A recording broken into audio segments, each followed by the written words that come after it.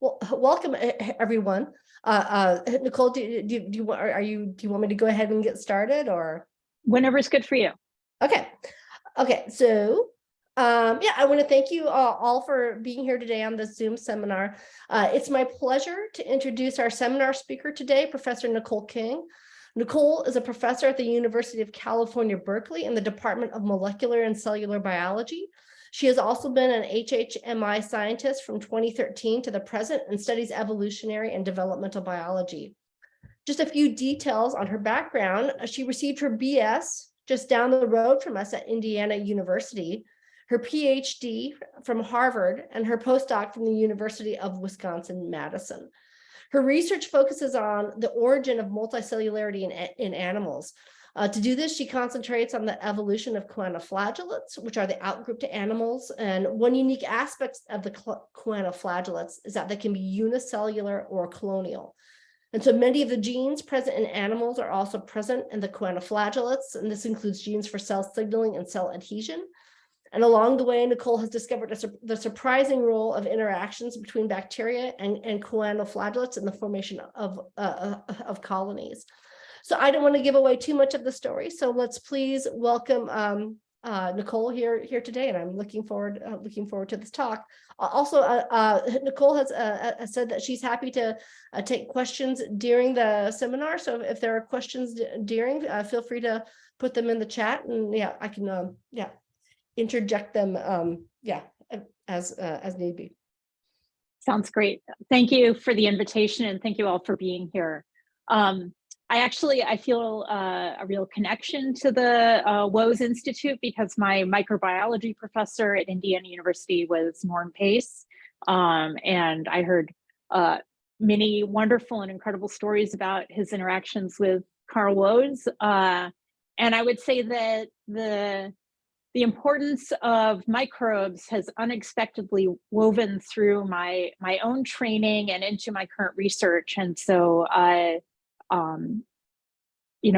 continue to be astounded by the power of the microbial world. And a lot of that, our appreciation of that started with Carl Woese.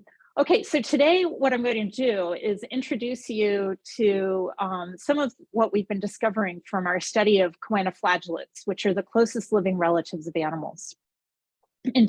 And a recurrent theme that you're going to hear is that we often start out studying one thing and then find ourselves studying something entirely different.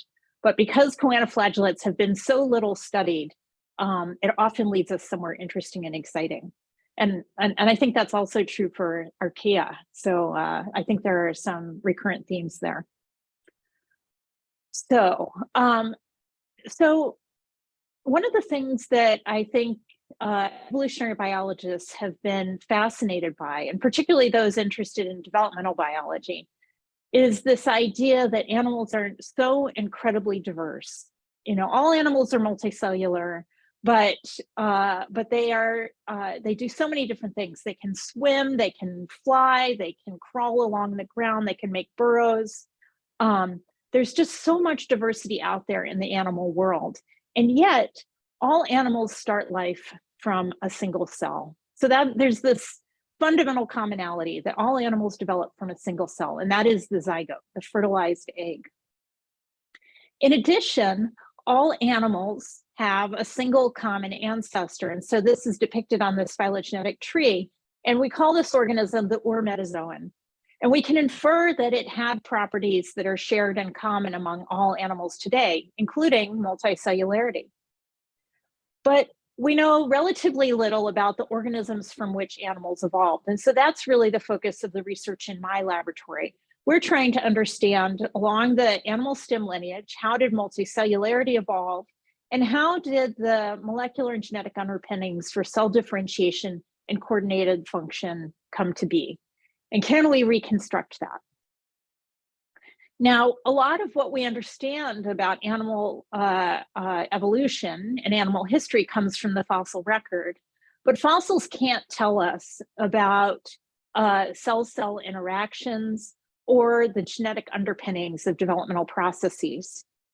And in addition, it was very exciting just a week or two ago when a publication reported hypothesized choanoflagellate colony found from the fossil record. And even this, if it turns out to be a choanoflagellate, doesn't really tell us about the molecular and genetic changes that might have led to animal origins. Instead, what we've been focusing on is using extant organisms and studying their molecular and cell biology to try to reconstruct animal origins. So the organisms we study are the choanoflagellates, and these are the closest living relatives of animals. So you can see them on the tree here. And what's been very interesting to learn is that if we look at the transcriptome and genome sequences of diverse choanoflagellates, it turns out that they have as much genetic diversity as animals do. And so I'm going to be focusing on one particular choanoflagellate, but keep in mind that there's a tremendous amount of diversity there, and there's much to be learned within this poorly studied group of organisms. Now, if we compare choanoflagellates to each other, we can discern what are the features that are shared amongst all of them, and therefore were likely present in their last common ancestor. And then we can compare between choanoflagellates and animals to reconstruct the ancestry of these two lineages. And so we're trying to do this at a molecular and cellular basis.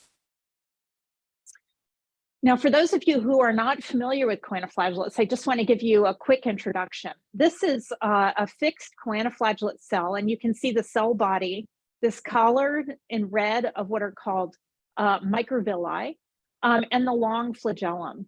And the flagellum, as you can see in this live cell, undulates back and forth with inside of the collar, which you can see is rigid in live cells. And this undulation back and forth actually generates water currents that pulls material out of the water column up against the collar. And the material that it's most interested in is actually bacterial prey. And so choanoflagellates are important bacteriivores in the water column, and they're key components of the carbon cycle. And in our cultures, they actually can often become completely encased with bacteria that they've collected against the collar. They collect so many bacteria, they can't eat them quickly enough. So this is the choanoflagellate I will primarily be focusing on for this talk. This is our model choanoflagellate, Salpingoica rosetta or S. rosetta. And I started studying this choanoflagellate as a postdoc because it was isolated from nature in this colonial form. And so, pardon me. So it's this interesting, seemingly transitional state of a choanoflagellate that could form these beautiful balls of cells that looked a little bit like early stage animal embryos. And so it presents this question of a simple multicellular state in a close relative of animals. Can it tell us something about the transition to multicellularity? Now, when I started wanting to study choanoflagellates, there were actually no labs dedicated to their study. And so I was fortunate enough to be able to bring my interest in choanoflagellates to the lab of Sean Carroll. And in my own lab, what I've been doing is working to try to develop the tools and the experimental approaches that would allow us to ask questions that most interested us, but also to grow a field of choanoflagellate biologists around a model that was experimentally tractable. And so choanoflagellates were first described in 1866, but a lot of what we're able to do today started, around 2023, and some of the major highlights were the publication of the first choanoflagellate genome, our ability to control cell state transitions in S. rosetta, which I'll tell you about in a moment. We've established forward genetics and transfection techniques. A former postdoc of mine established a 3D ultrastructure of S. rosetta using serial sectioning EM. And more recently, we've established CRISPR genome editing. And I'll highlight the use of many of these tools in my talk. So one of the things that most interested us about choanoflagellates from the beginning was that many of the genes that literally in your college level textbooks were supposed to be animal specific genes are actually expressed in choanoflagellates as well. And so some of, there are some genes that in fact we still have not found in any organism outside of an animal, and I'm showing them over here. These are the animal innovations. But many genes that were previously thought to be unique to animals are also in choanoflagellates and other unicellular outgroups of animals. And so these include cell adhesion genes like C-type lectins, cadherins, integrins, and collagen repeats. Signaling genes like Gproteincoupled receptors, GPCRs, a hedgehog pathway component called patched, receptor tyrosine kinases, and even some proto-oncogenes, SARC, MYC, and P53, and then components of immune signaling pathways like toll-like receptors, IRACs, et cetera. The list isn't specifically important. There are, in fact, many more genes than these that are found in choanoflagellates that are shared with animals. The important point is just that the toolkit for animal biology really seems to not be animal specific, but to have evolved earlier. And I don't think that's surprising to any of us today, but it was surprising before we did a better job of surveying genomes of non-model organisms. And the fact that these genes exist in choanoflagellates, I think, heightens their potential as organisms in which we can reconstruct the ancestral functions of some of these genes that are important for animal biology. So what I'm going to talk about today is I'll first introduce you to the life history of S. rosetta, and then I'll introduce how we stumbled really accidentally into discovering that bacteria regulate both mating and multicellularity during the life history of S. rosetta. And finally, I'll close with very recent unpublished work in which we started investigating the role of a particularly fascinating gene called a Gproteincoupled receptor, or GPCR, and how it started to tie together some of these mysteries that had emerged in our study of S. rosetta. Okay, so the first thing I want to do is tell you about how a choanoflagellate goes from being single-celled to a three-dimensional multicellular colony. And the way it does this is through serial rounds of cell division. A cell divides, it's always along this apical basal axis. Two cells, in this case, stay together rather than sewing apart. And this process repeats over and over and again until you end up with this three-dimensional colony. And you can see that in this movie. Here we're starting with a founding cell, and then it divides over and over again to produce a colony. So these colonies, the cells in the colonies, are actually connected through intercellular bridges that are likely the relics of incomplete cytokinesis. So these are two cells in a colony. And in addition, if you do TEM, you can see that there is material in between the cells in the colony that is composed of extracellular matrix and also microvilli that are projecting into the ECM and holding on to it. So one of the first questions I had, applying a sort of a developmental biologist mentality to this transition between being single-celled and multicellular was, how is this regulated? How is it that cells can either divide and be single-celled or switch into a mode in which they divide and stay together? And I was interested in both potential extrinsic regulators and also intrinsic or genetic regulators. But there was a problem. And that was that when I started studying S. rosetta in the lab, even though it had been isolated from nature as a colony, as you can see one right here, the vast majority of the cells in culture were single-celled. And so I hope you can see that this culture contains lots of single cells and also lots of bacteria. And these are the bacteria that it eats that were co-isolated with the choanoflagellate. So this is actually on a good day. Often the cultures were entirely single-celled. So, initially when I started my lab, I really wanted to establish this as a model organism, but nothing that I could do to the culture would actually get it to form colonies robustly. And so I finally actually gave up and started other species, but then was given the opportunity to sequence the genome of S. rosetta.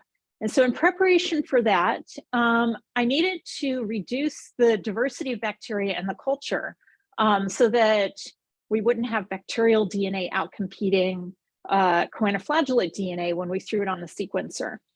And so to that end, an undergraduate in the lab, Rick Zuzo, started treating these cultures with different cocktails of antibiotics. And lo and behold, one of those cocktails of antibiotics actually led to cultures that had plenty of bacteria for eating, but that never formed colonies. And he had other cultures that I'm not showing here in which they had many more colonies. And so this started to suggest that there was something about the bacteria that might be contributing to this, to the regulation of colony development. And so what Rick did, and a postdoc, Rosie Allegato, followed up on, was to take bacteria from the original cultures of the choanoflagellate, streak them out to single colonies, and test different species one at a time. And so what he did was take those bacteria, add them to this no colony culture, and test whether any of them actually led to colony development. And lo and behold, there was one particular environmental bacterium that actually not only rescued colony development, but drove colony development to be much more robust. And this bacterium was a previously undescribed bacterium called Agoraphagus, well, which we've now named Agoraphagus machipangenensis. So this bacterium is very interesting for a number of reasons. First of all, it's sufficient to drive this switch between a unicellular life history to a multicellular life history.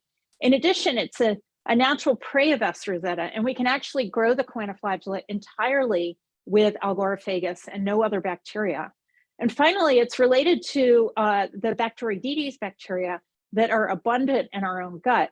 And so one hope was that if we could understand this interaction between Agoraphagus and choanoflagellate, we might gain some insight into mechanisms by which Bacteroidetes bacteria signal to us. And that, I would say, is still a hope for the future and not fully realized. So in collaboration with John Clardy's lab at Harvard Medical School, we fractionated these bacteria to try to identify what components of the bacteria were actually responsible for inducing this switch. And we thought initially that it might be something nutritional, but instead it turned out to be a small molecule, and in particular, a special class of lipids called sulfonolipids. And we've named this first lipid that I'm showing you here the rosette-inducing factor 1.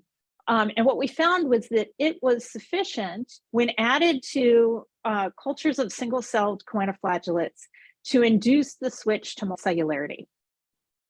And we've since, in work that I'm not going to go into detail about, uncovered 2 additional sulfonolipids and another class of lipids called lysophosphatidylethanolamines that together fully recapitulate the inducing activity of the Agoraphagus bacteria.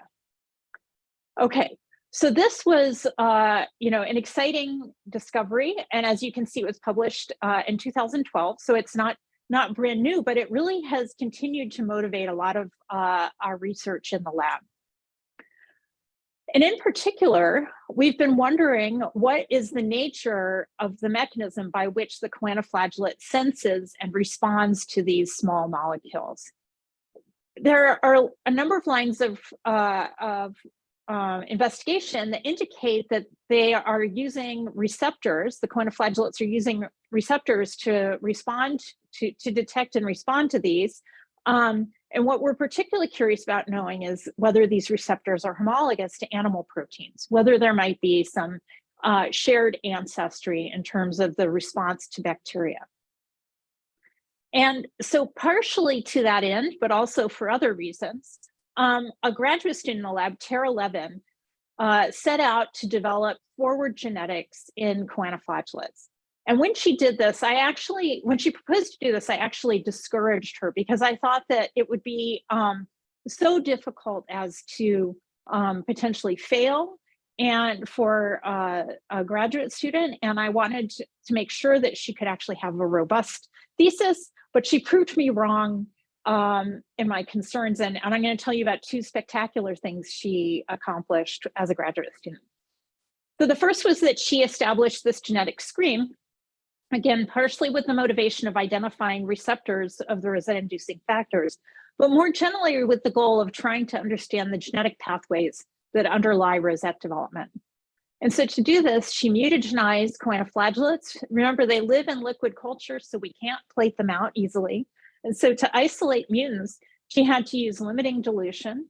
And then she would add lysate from the bacteria to induce rosettes. And then she would visually screen these plates, only some of the wells contained choanoflagellates, and score whether they contained wild type rosettes or whether they contained mutants that were incapable of forming rosettes.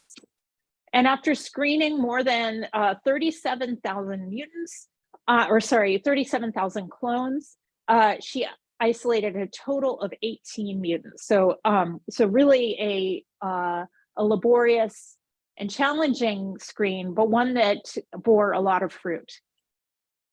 So these are the kinds of phenotypes that she uncovered. Here you can see in each row the uninduced choanoflagellates and the induced choanoflagellates. And on the far column is wild type. So uninduced, they sometimes form these chains, but they never form rosettes. And then when they're induced, they form these beautiful rosettes. And so one class that particularly interested Tara was this class A. And so she wanted to figure out what was the genetic and underpinning of this. This one was particularly interesting because when uninduced, it looked entirely wild type, which is clearly not the case for things like this.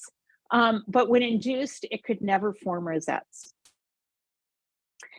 There was a problem, however. She had generated mutants, she had isolated mutants, but mapping phenotypes to genotypes was going to be a challenge. And that is because we actually didn't know if choanoflagellates could mate. And we didn't know if the mating could be regulated.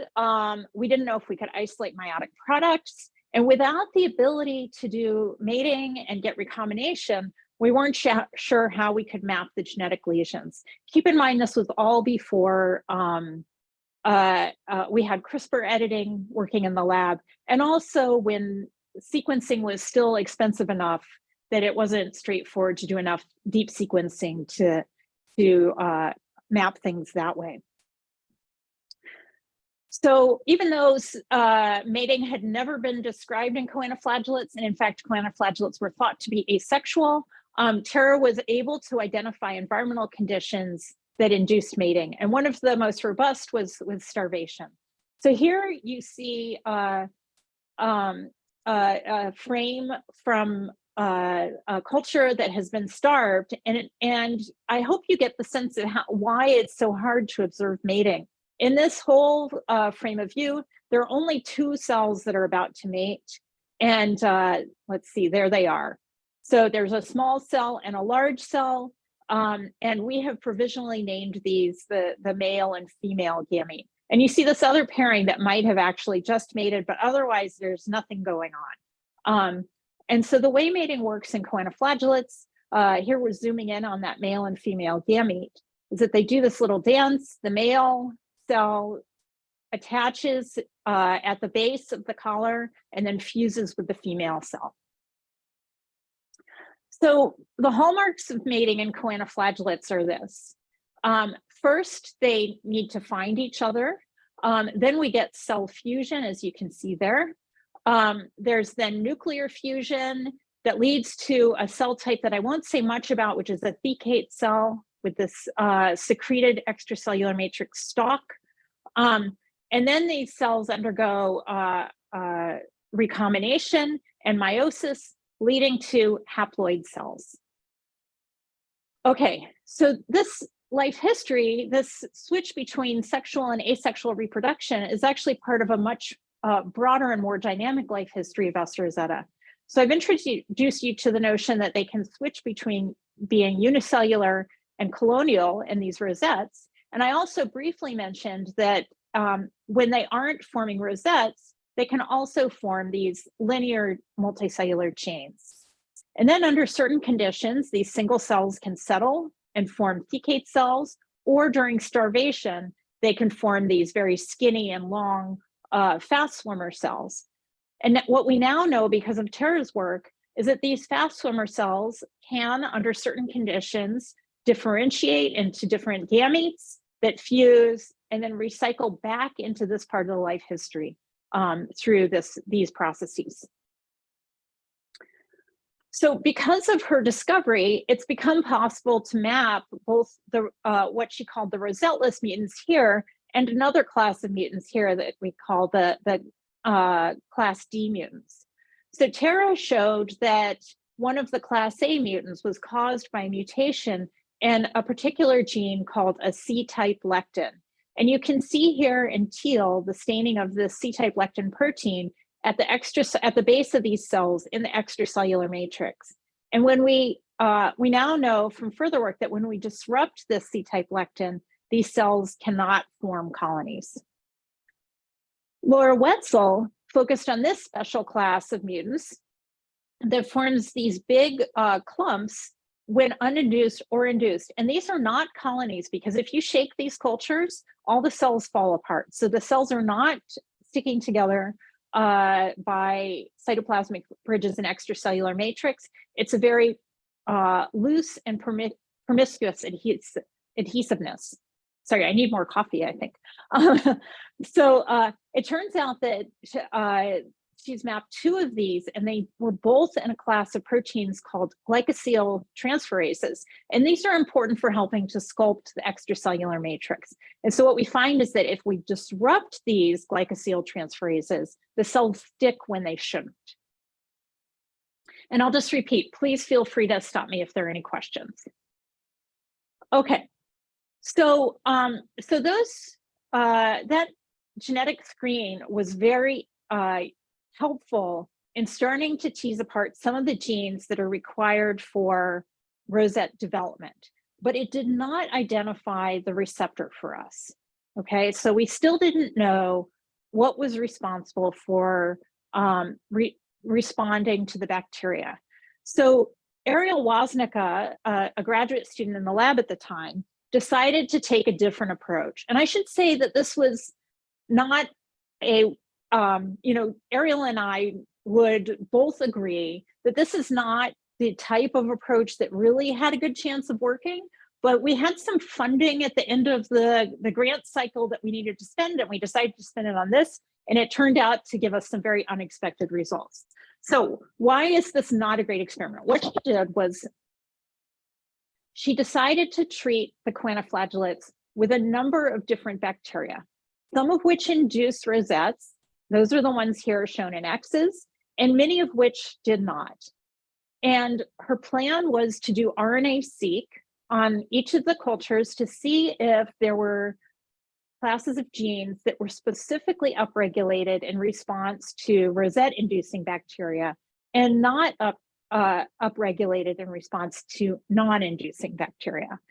The reason this wasn't an ideal experiment is that we didn't have CRISPR genome editing at the time. So we thought, we're probably going to end up with a long list of genes and not know what to focus on. But she went ahead with it anyway. And she did something really important that had not been done carefully in the past. And that was that every time she added a new bacterium, she of course looked for rosettes 24 hours after induction, but she also looked at the cultures right away to see if the bacteria were causing any toxicity or any other problems. Okay, and when she did that with one particular bacterium, Vibrio fischeri, which we knew did not form rosettes, we saw something very unexpected. Okay, so this is what happened. In cultures not exposed to Vibrio fischeri, this is what you typically see. The cells just swim around and they're unicellular. So they don't form colonies and they just live their unicellular life. But when they're exposed to Vibrio fischeri, very quickly, within the first 20 minutes, they start forming these big clumps of cells. Now, these are not rosettes. These, again, are loosely associated cells that can fall apart if you shake. But there's something going on that's causing them to clump. And I can still remember Ariel coming to my office, standing in the door, saying, there's this thing going on, the cells are clumping, and I don't know how to interpret it. And we were worried that this might be an artifact of growth in the lab.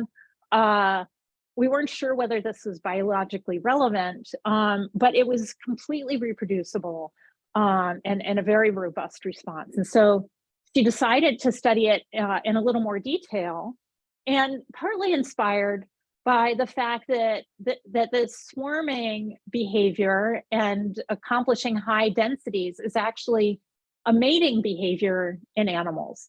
And so she began to wonder whether the choanoflagellates might actually be forming these big swarms as a preamble to mating. And indeed, she was correct. So when she adds Vibrio fischeri to these cultures, it induces these steps that I already introduced you to with starved choanoflagellates. And so here you can see two cells after exposure to Vibrio fischeri, and their nuclei stained here in magenta. So they encounter each other, their membranes fuse, the cells migrate together, and then they fuse as well, so that you get a diploid cell, in this case with two flagella. In addition, she collected data demonstrating that Vibrio was actually inducing recombination. And so here what we see are two parents called R+ and R- that differ at specific positions along the genome. So here we're showing the SNPs. When she took these two and mixed them in the presence of control bacteria versus Vibrio fischeri, what she found was that all of the haploid progeny had genotypes that were identical to their parents. But in the presence of Vibrio fischeri, the progeny demonstrated evidence of recombination or scrambling of the parental genotypes. And so she had both cellular and molecular evidence that Vibrio fischeri induces mating. So here's just showing what this looks like. You start with two parental haploid S rosetta. In the presence of Vibrio fischeri or the secreted molecule, which we've called Eros, it promotes swarming and cell fusion, and then eventually leads to meiosis and recombination. Okay, so we now have, what I've told you is we've discovered that bacteria can induce mating. Starvation can induce, bacteria can induce multicellularity. Starvation can induce mating. Vibrio fischeri can induce mating, but I still haven't told you what the receptor is. So we keep finding ourselves, making these unexpected discoveries, but not actually answering the question we started out with. How are choanoflagellates detecting and responding to these rosette-inducing factors? And so this is the point at which postdoc Alan Garcia de los Bayanos stepped into the scene. So he joined the lab in February of 2020, just as the pandemic was starting. And his plan was to, let me see if I don't have it on the next slide, but his plan was actually to do field work and study a really remarkable choanoflagellate that we isolated from Mono Lake. But he couldn't get to Mono Lake because of the pandemic at the time. And so instead, while we were all locked at home learning to be computational biologists, he focused on a really fascinating group of proteins called the Gproteincoupled receptors. So the GPCRs are the largest family of receptors in animals. This is what these look like. They have a 7 transmembrane pass structure, and then they are involved in G protein signaling. And the reason he was really excited about these proteins is they respond to a remarkable diversity of ligands, including lipids like the rosette-inducing factors. The bacterial rosette-inducing factor is similar to animal sphingolipids, and the only known receptors for animal sphingolipids are these GPCRs. So he decided to study these in more detail, and I won't walk through all of the really cool comparative and phylogenetic analyses he did, but instead focus on what he was able to do once he got back in the lab. So he became very interested in one particular class of GPCRs called the adhesion GPCRs. And this is just a cartoon of their structure. They have the prototypical 7 transmembrane pass portion. There are extracellular adhesion motifs, and importantly, this GPS motif at which the protein is actually cleaved. And when he looked into the choanoflagellate genomes, he found that they actually had lots of GPCRs.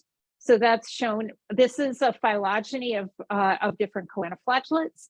And for each one, he's showing the total number of GPCRs, and then in pink are the ones that are adhesion GPCRs.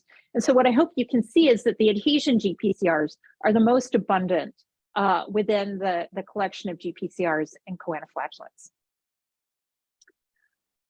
Not only that, but the adhesion GPCRs are expanded in animals and their closest relatives, the holozoans, relative to other groups such as fungi and amoebozoa. So there seems to be something going on with the evolution of GPCRs on the stem lineage leading to animals and then in animals themselves.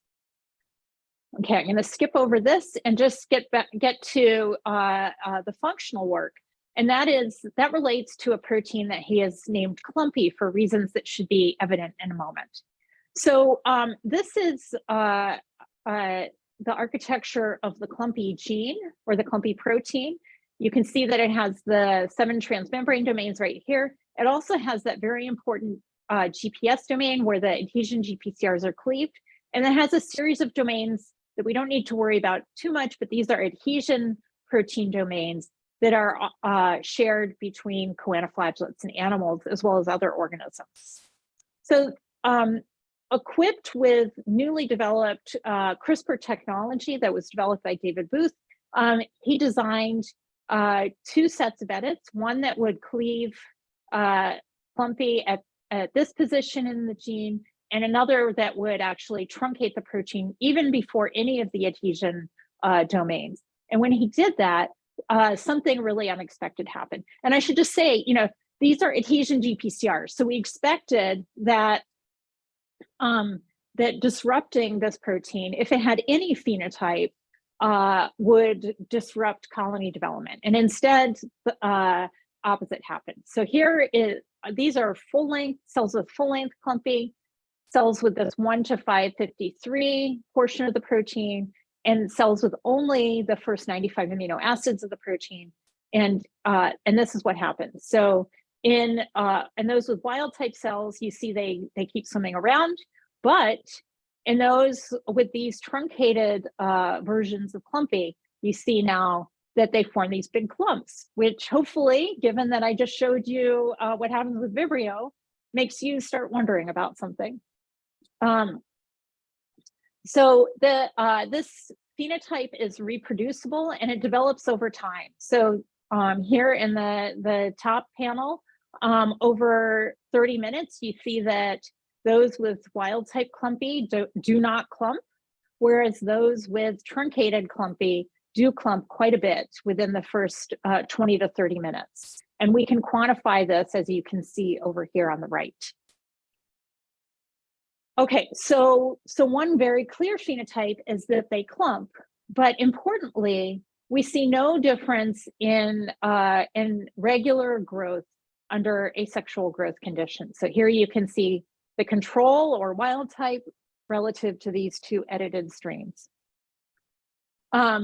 It also does not affect clonal multicellularity. So here we have wild type Estrozetta either without induction or with induction, and then the cultures are vortex. And what I hope you can see is that whether they have wild type Clumpy or whether they have the truncated Clumpy, they are both groups are perfectly capable of forming rosettes. And this again is quantified over here. So the only phenotype that Elon uncovered was that these Clumpy mutant cells aggregate. And in particular, they aggregate via their collars. So not via the cell bodies, as you see in rosettes, but instead in the collars. And you can see in these images, if you peer closely, that it's actually the collars that are touching each other, not the cell bodies. And so he quantified this and measured whether the cells were touching through the cell bodies, through the collars directly, or between the collar and cell body. And you can see that the vast majority of adhesion is either through collar-collar interactions or collar cell body interactions. So this is interesting because if you remember to Vibrio fischeri, those cells actually attach through their cell bodies, through the base of the two cell bodies. Whereas in starved choanoflagellates that are getting ready to mate, they actually contact each other through the collars. And so here what you can see is if he compares the nature of the interactions between clumpy cells versus starved wild type cells, the types of interactions they have are very comparable. And so this really raised the question of whether this forming clumping behavior that he sees in these GPCR mutant cells might actually be part of the sexual life cycle. And so to test that, he established these strains that were labeled with one of two different fluorophores, either with wild type clumpy here in the first row or mutant clumpy in the bottom row. And then he took these to the microscope and asked what percentage of cells have both fluorophores. So you can see one example here, a cell that has the green from one parent, the red from the other, and you can see it here. And so he asked, how does this compare between these two experiments? And when he did this, what he found was that the clumpy mutants had 5 times as many fused cells as the control. And so that was consistent with the idea that clumpy is actually a negative regulator of the sexual cycle. So the next question then is, what are the molecular pathways that underlie this clumpy phenotype? And so to start thinking about that, he collected the transcriptome of clumpy and mutant cells and identified which classes of genes were downregulated and which classes of genes were upregulated. And I show these here just to emphasize a few classes. One is that retrotransposons were one of the most dominant classes of genes that were downregulated. He has a lot of really interesting information about how cyclic GMP signaling contributes to this phenomenon, but I'm going to focus on 2 particularly interesting classes of genes, those involved in cell adhesion and fusion and a transcription factor. So it turns out that one of the genes that was downregulated in these clumpy mutants was a particular class of gene called HAP2. I'm sorry, upregulated. I'm saying this incorrectly. HAP2. And HAP2 is a conserved fusogen that's found across eukaryotic diversity that helps to allow gametes to fuse. And it's been found in many different organisms, here shown in red, and implicated in gamete fusion in all of them. And so in Chlamydomonas reinhardtii, a unicellular green alga, we see that the HAP2 protein is actually abundant at the base of the cilia where cells actually fuse. And in Tetrahymena thermophila, a ciliate, we also see HAP2 accumulating at the position at which these 2 gametes will fuse. And so it's provocative to see that HAP2 is in choanoflagellates, and is upregulated when we knock out clumpy. Another protein that I'm not showing here is a homeobox transcription factor that is also upregulated. And work that I don't actually have the image because Alon has COVID right now, but he's just tagged the this homeobox transcription factor, and it's specifically localized to the nucleus in cells that have the clumpy mutant. And so what this all together suggests is that clumpy is a negative regulator of mating that's induced by starvation. And the evidence for that is that in wild type clumpy cells, we have low collar adhesion, low cell fusion, And low expression of these gamete genes, HAP2 and the homeodomain protein I told you about. In low nutrient conditions, we have lots of collar adhesion, lots of cell fusion, and upregulation of these gamete genes. And what we find here is that even in the presence of high nutrients, if we truncate Clumpy, we get the behaviors that are associated with low nutrient starvation and mating. And so what that all suggests is that through an effort to identify the receptor for the multicellularity inducing molecule, Alon unexpectedly found himself uncovering the gene that actually regulates mating. And so with that, I will close by thanking my wonderful lab. This is a in the midst of COVID field trip that we all took out to a local place where we do collecting. And right here is Alon, who did this work that I just showed you at the end. And I'm happy to take any questions. Thank you. Thank you very much. That was great. I love that. Thank you. Thank you. Are there questions here? I think I can only see the chat.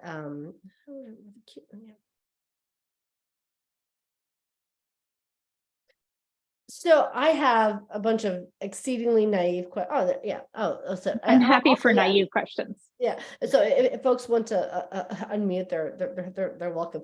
So I work on fish and not bacteria, or not single cell organisms. So when I see these, I find myself wanting to tell a bunch of stories. Are the microvilli on those things, are they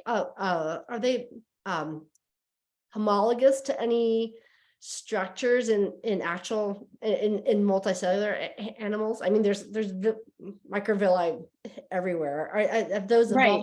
Yeah. Anyway.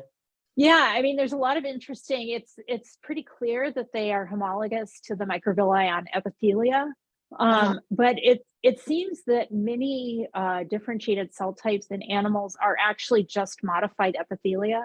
So, for instance, photoreceptors, stereocilia cells, the hair cells in the inner ear, all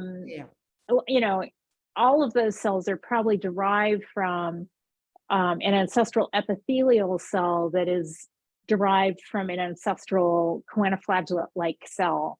And those, the interactions that choanoflagellates have when capturing bacteria are probably homologous to interactions that epithelial cells in your gut have with bacteria. Yeah, that was, exactly. Yeah. I was like, yeah. I guess sorry, people should feel free to jump in, otherwise I'll hog this. So I mean, this is this huge group with not much known about it, and you've done a lot of insights into this one group. To what extent do you think that these findings are representative of most of the group, versus do you think that parts of the story vary across different species and lineages? And so this other species that I was mentioning from Mono Lake actually forms a hollow ball of cells, also looking epithelial-like, and inside of that ball of cells is a microbiome. So I think that interactions with bacteria, I mean, we know that all choanoflagellates eat bacteria. All choanoflagellates live in bacterial-rich environments. And it's a matter of time, to figure out which bacteria influence every species and how. We've also studied a choanoflagellate from the island of Curacao that forms these really dramatic sheets of cells that respond to light. And light actually changes the structure of these colonies. So, I mean, to be honest, right now, I feel like we're natural historians going out into nature and and collecting observations and building hypotheses, and then trying to develop the tools that will allow us to test those hypotheses. And I'm excited that a lot of people who've trained in the lab have gone off to start their own labs, and I'm really excited to see what they learn, because the more the merrier. And and as a parallel, I look at Archaea, where there's just so much to learn, so much that's exciting, and the more people jump in and explore, the more we'll understand. So I at this point, it's hard for me to know what's universal until we start doing more of the research. I'm gonna yeah, please. Sorry, because you just also brought up like because I immediately was like, this is where microbiomes come from. Like, not to extend from, choanoflagellates to the rest of everything, but yes, because you also brought up that these other ones like form a microbiome inside. So the other thing I immediately wondered, and I'm asking you to speculate, is like, who is benefiting? Kind of like, why do the bacteria induce this? Is it helping the bacteria? Is it helping the choanoflagellates to harbor them? Do you think it's actually a defensive response? Like, I guess I'm like, why do the bacteria cause clumping, sort of from a biological perspective? Right. These are hard questions to answer. I tend to think that the bacteria could care less about the choanoflagellates, and that these are molecules that they are making anyway. And the choanoflagellates are using those molecules as proxies for environmental conditions. And so let me give you one particular example. The Vibrio fischeri molecule is a secreted glycosaminoglycan. It's an enzyme that degrades a class of molecules that's found on the surface of choanoflagellates, but also on the surface of animal cells.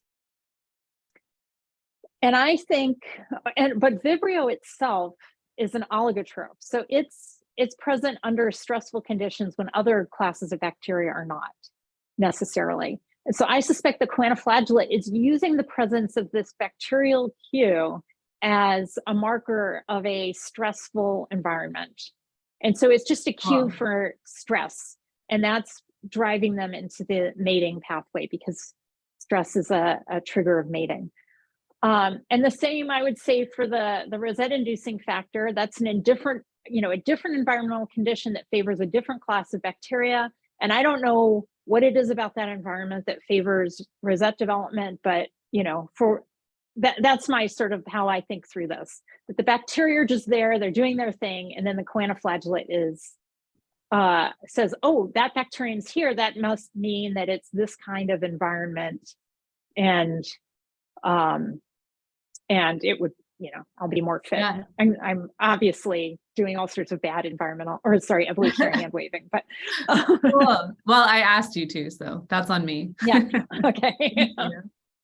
We have a question on chat. Sorry. There's okay. All right. I'll do the chat one, and then we'll go to the raised hand. It says a very interesting study from different perspective. I was wondering, why do they mate in body to collar zone instead of more conventional body to body mating? Is there any external factor like the flow field from the collar vibrational motion? Okay. So let me just restate that the starvation induces one pathway for mating, which is that the cells, the little cell fuses at the collar, and Vibrio induces a different one where the cell bodies fuse at the base. The bottom of the collar is actually where choanoflagellates do phagocytosis of bacteria. And so one possibility is that they're actually using the phagocytosis machinery to engulf the other gamete, and then how they then get the nucleus to fuse, I'm not sure, but that's one possibility, is that when they fuse here, they're using one pathway for fusion. When they're fusing here, they're using a different pathway, like snares or something like that. But we don't really know. That's definitely something that we need to explore in more detail. I have a quick question.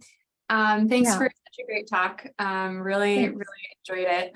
And I was wondering about the retrotransposons. It seemed like they were upregulated at the end. I heard upregulated or downregulated. Okay.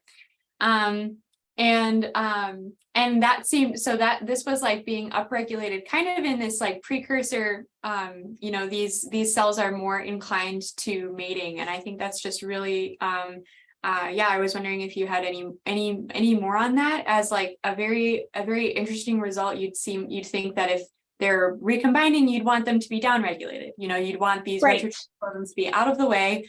And yeah, I think that's really interesting. And I would love to learn, I would love to know more about it. I don't know a lot about it and would love to know more about it. Your lab. Yeah. Yeah. I should say that, you know, one thing I've found challenging about doing research in quantos is it often drags me into areas about which I know nothing. So retrotransposons are definitely one of them. There's a lot of interesting connections between either the suppression or upregulation of retrotransposons around the sexual cycle and gametogenesis. And we know very little. Elan has been talking to people who study retrotransposons, and I think that might be a future focus. But so far, what I told you is all we know. And beyond that, I don't know anything. Okay, fascinating. Yeah, thank you for sharing. Yeah, sure.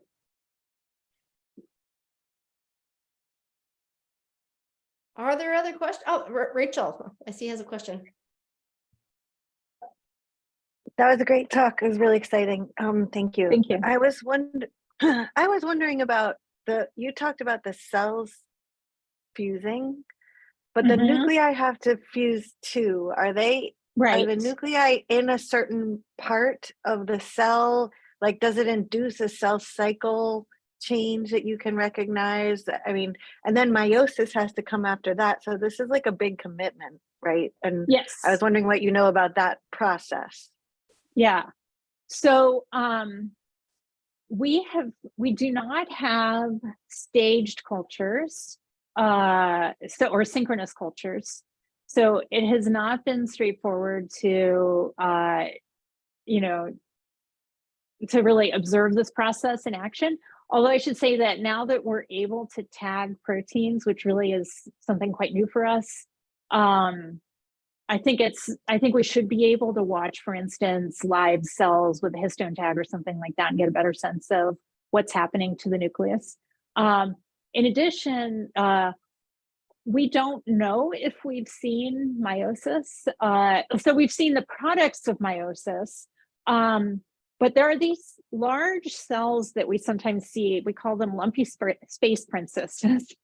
They have lots of collars, lots of flagella, and they sometimes divide into multiple cells at once, like 3 or 4 cells. But it's not always 4, it's not always symmetric. And so we kind of think that might be the final stage of meiosis, but we're not sure. And so there's a lot more work to be done in this arena as well. So do they aggregate and then fuse? Like just because they're next to each other, if you got them together, would they fuse anyway? Or is that oh, no. They don't fuse in, you know, in the absence of starvation or the absence of Vibrio, unless you have this clumpy mutant. So it seems to be tightly regulated. We can make this cultures really dense and they won't fuse if they're not in the mood. So oh shoot, I lost track of where I was going. What was the question? I was wondering if they aggregated and then fused just because they were next to each other, but I think you clearly said they weren't. Yeah, but they also seem picky. So they'll fuse, right? And you have this big clump, but they're kind of like testing each other out. You see they're going around. I have a really tasteless slide that I sometimes show of a bar scene, you know, as our human version of aggregation or swarming before mating. Because, you know, they definitely, it's not willy-nilly. There's some sort of selection step before they fuse. So, and we don't understand that at all either. Cool. I have another question. Sure. So, so I don't know anything about like choanoflagellate growing, like just the culture conditions. And you mentioned that you're feeding them bacteria and then you're feeding them environment, like you can grow them in like these environmental samples. You can also grow them in these conditions where you're providing them one species. And I was wondering like if these, like, for example, these environmental conditions have been, if you have been able to do, or if anybody else has just been able to characterize like these like conditions that you're taking them from. And the thing that I'm wondering about is just the fact of the diversity of the bacteria like surrounding the choanos, and if that you know, there's particular species that are producing particular factors, and those can be characterized. But is there any like, has there been anything that you've been able to see with like lots of diversity or less diversity, but still multiple things, and that might be a little bit of a kind of a silly question, because you can kind of, you know, reduce it to these like these lipids that are being produced, but yeah, just like the diversity itself as being right. That is being responded to by the choanoflagellates. Yeah, it's an awesome question.